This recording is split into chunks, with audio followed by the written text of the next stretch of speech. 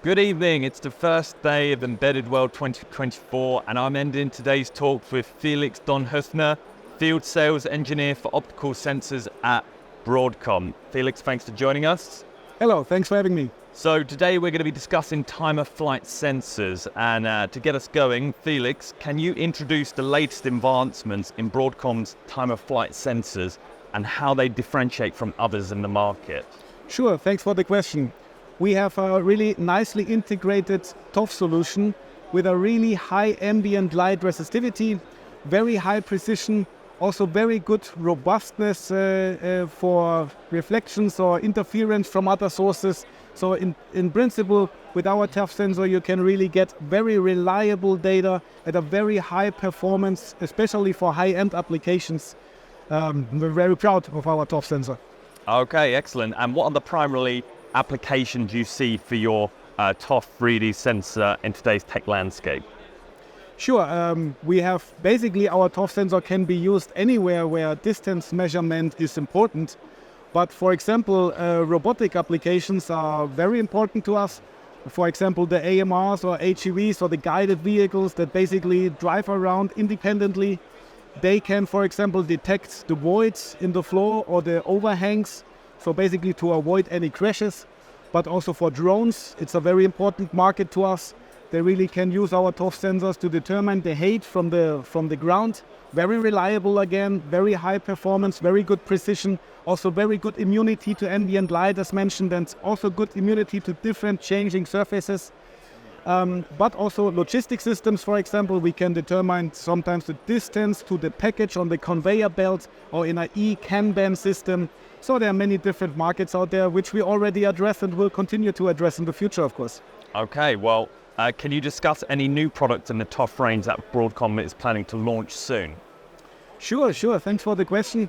We always think about new versions. At the moment we think about it's not really ended yet, but we think about an ASIC-only version, so without the optics, so where you can basically choose the light source yourself.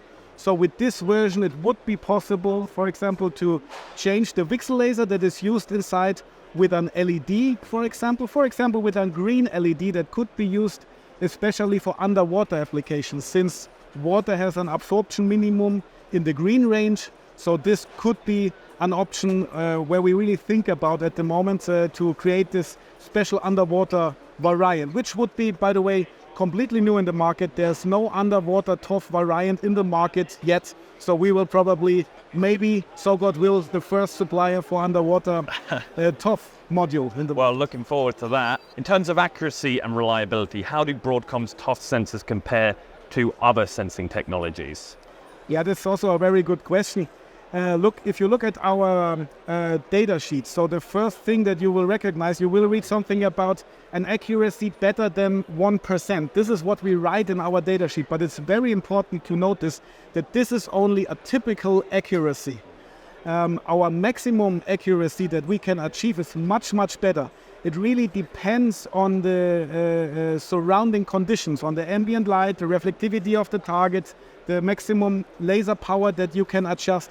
So if you use all the tricks that are out there, we can get to even sub-millimeter precision, which is really crazy if you think about that we can achieve very high maximum distances up to even 100 meters. So we can do sub-millimeter precision at high ranges like 60, 70, 80 meters under ideal condition, which is really, let's say, in the market, very good result. Oh, fantastic. And how does Broadcom ensure this accuracy and reliability with distant measures in diverse conditions using your TOF technology? We have a factory calibration for every TOF sensor, so every TOF sensor that leaves the factory is calibrated 100% from factory, so no customer does need to do any calibration. And of course, our quality department ensures we have extensive testing in all fields, basically thermal testing, shock testing. So we really ensure by this extensive testing that the quality and also the precision is on a high level and really can be used by our customers.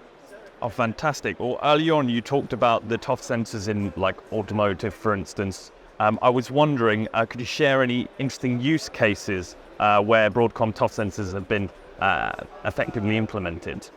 Sure, we have a lot of interesting use cases. For example, in America, we have a customer that uses this for a HEV where they use 16 ToF sensors in cascading the 16 ToF sensors to cover a wider field of view, to detect the objects that I mentioned, to do the overhang detection and the void detection.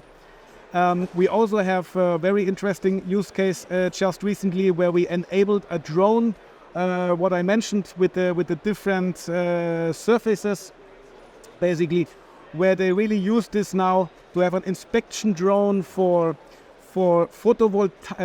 wind turbines. So these drones fly up to the wind turbine and inspect the panel of the wind turbine, where, by the way, in earlier days, some people had to climb up there. Now it's done via a drone that measures the distance to the wind turbine with our ToF sensor. Oh, fantastic. Well, what trends are you seeing in the industry that are influencing the development of your ToF sensors? Yeah, customers want more and more reliability. Reliability is really a key point.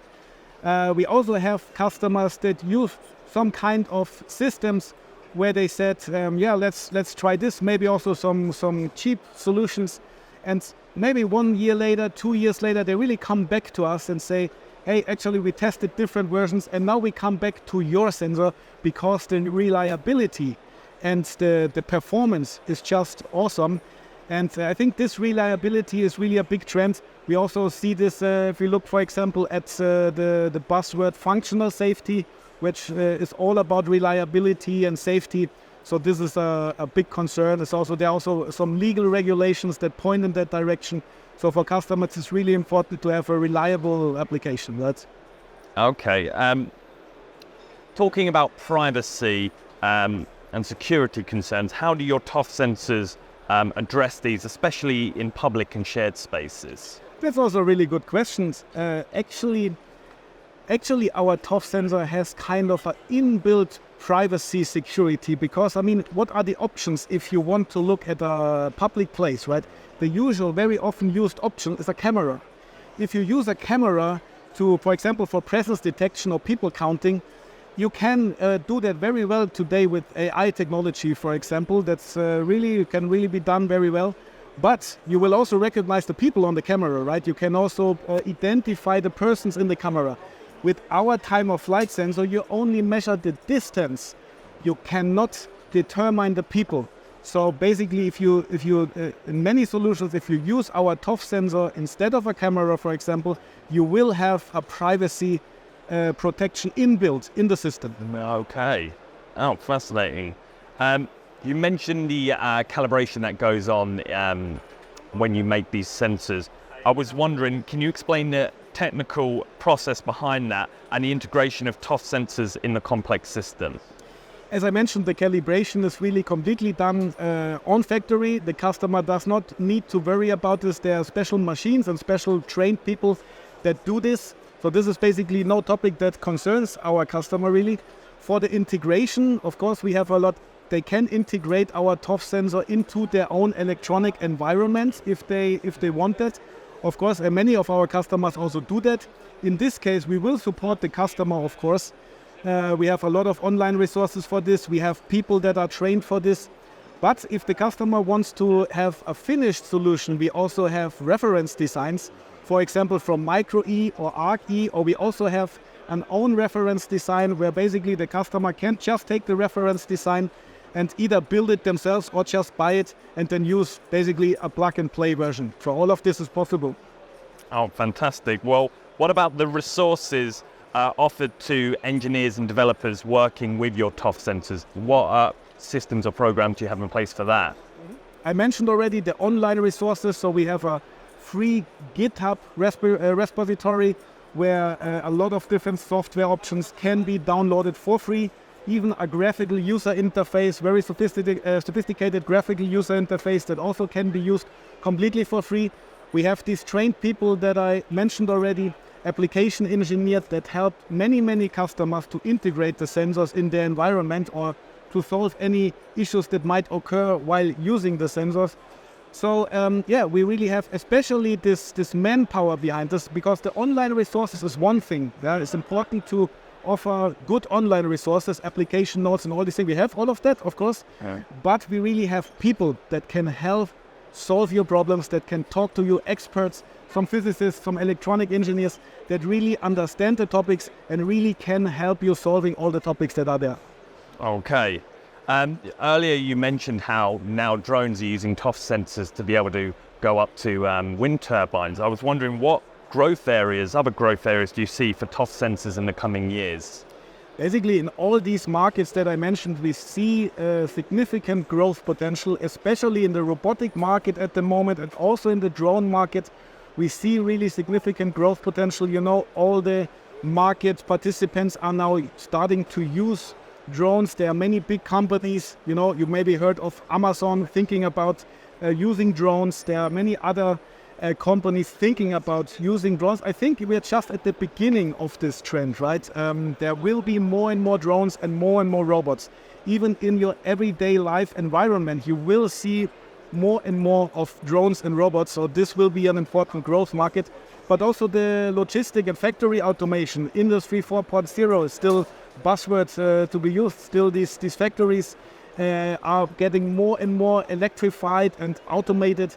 So we are not concerned about the potential for growth for our sensors. Okay, excellent. Well, and finally, what can you tell us about your partnership with DigiKey and how does it help you delivering to your customers? Sure, I mean, DigiKey is a really very important partner to us, and I can explain this. For example, for our NPI process, we always use DigiKey for our NPI process. So if we have any new products, DigiKey helps us launching and presenting these products towards the global audience. Yeah, so this is very important for us. Any NPI process is very important for any company basically out there. But besides that, DigiKey is also a very reliable partner, having stock for all the important products. So this is also, I hear that very often from engineers that I'm working with. If they need samples, for example, they very often choose DigiKey because they know they can get the samples very fast and very reliable. We also mentioned the reliability. They use DigiKey for this to get the samples very fast and reliable. And therefore, DigiKey is a very appreciated and valuable partner for us. Well, that's good to hear. And Felix, thanks for taking time to speak to us today. Enjoy the rest of the conference. Thanks too.